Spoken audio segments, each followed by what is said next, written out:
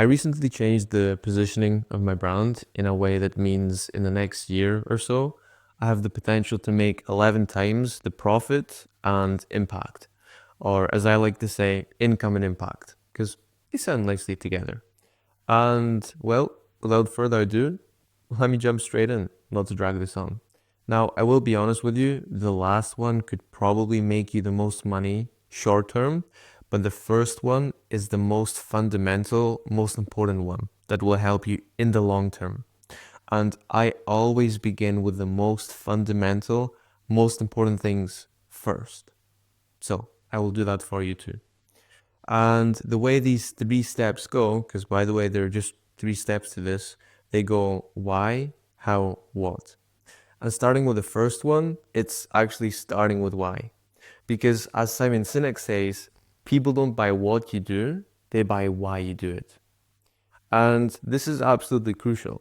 Because if you think about Apple, for example, one of the biggest brands, if not the biggest brand in the world, the reason we love Apple and they're so authentic, or they feel so authentic, is because they know what is truly authentic to them.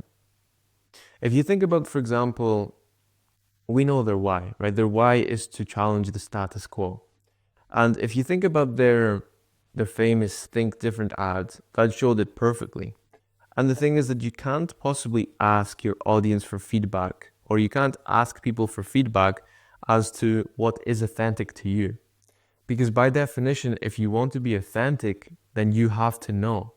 Because being authentic is being true to yourself and to your brand.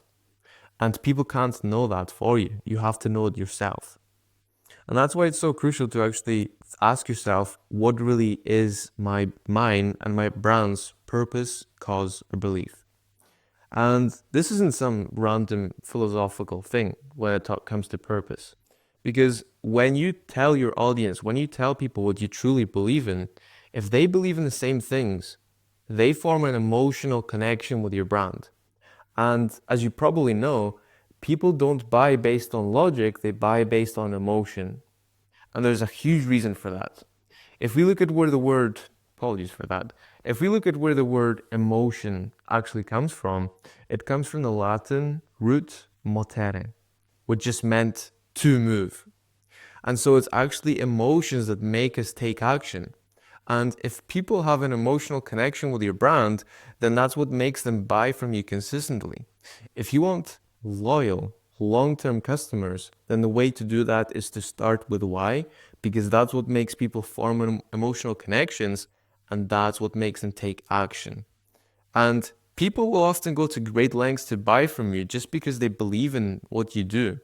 Even they will even suffer inconveniences and whatever it might be, they go out the way to buy from you instead of from someone else. So just remember that. As Simon Sinek says, people don't buy what you do, they buy why you do it. Get clear on what your purpose, cause, or belief is.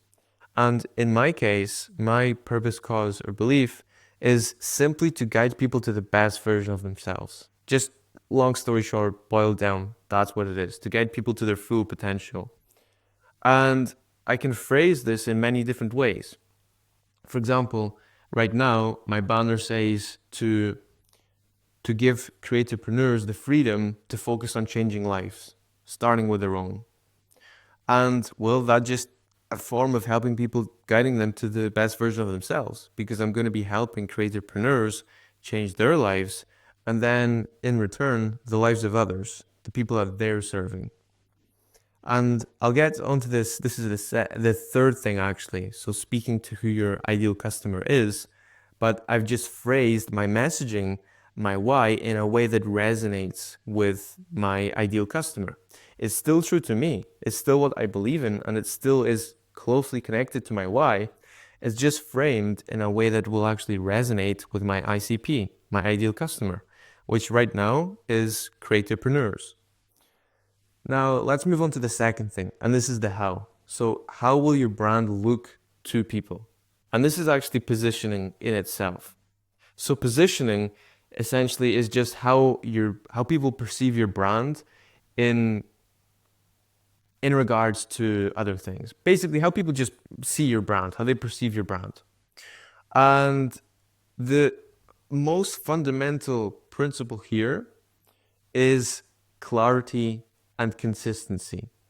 If you can't do that, then nothing else matters, really. Clarity and consistency is the most important thing. And the reason for that is if you just think to yourself, if you were to start posting random things and just telling people that you believe in random things, you're going to confuse them, right? Obviously. But the point here is that branding is all about association. Boiled down, it's about association. And if you start telling people random things, completely like completely different things all the time, they won't know what to associate with you. And if we look at where the word branding actually comes from, it supposedly originated from cows. So basically, let's say John had a dozen cows, right? This farmer called John. And if someone came across these cows and they saw that these cows had the tag John on it, then they would know, okay, this is John's cow. And then they would associate that cow with John, right?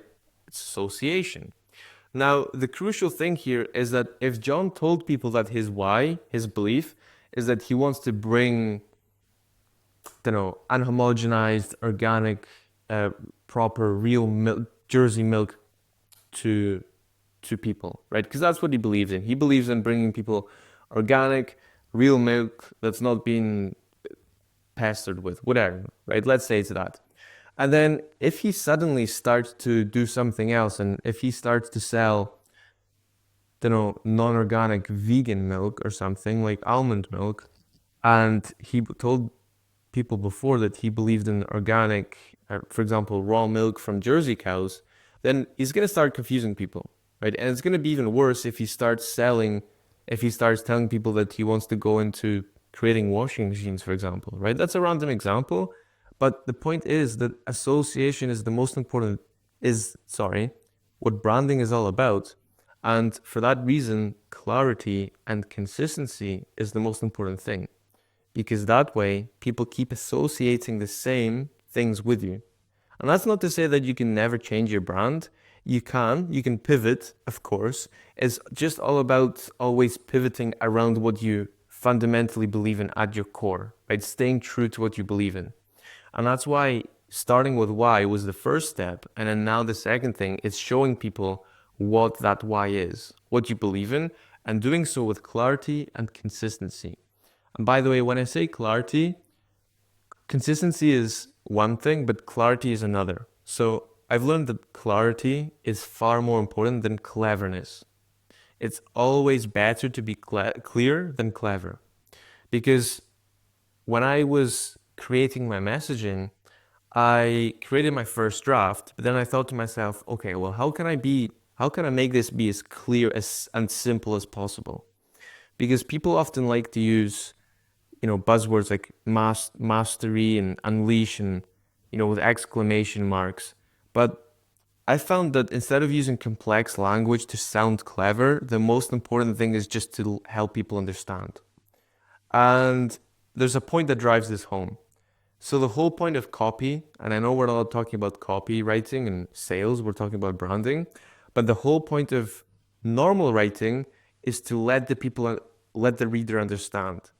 Whereas the point of copy and persuasion is to help the reader feel understood.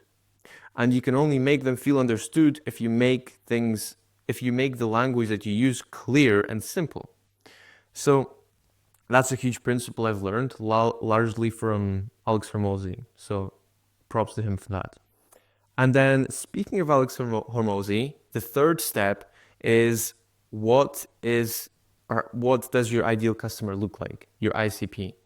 And the reason I mentioned that we're talking about Alex Hormozi again is because first I got clear on what problems I've solved for myself in my own life.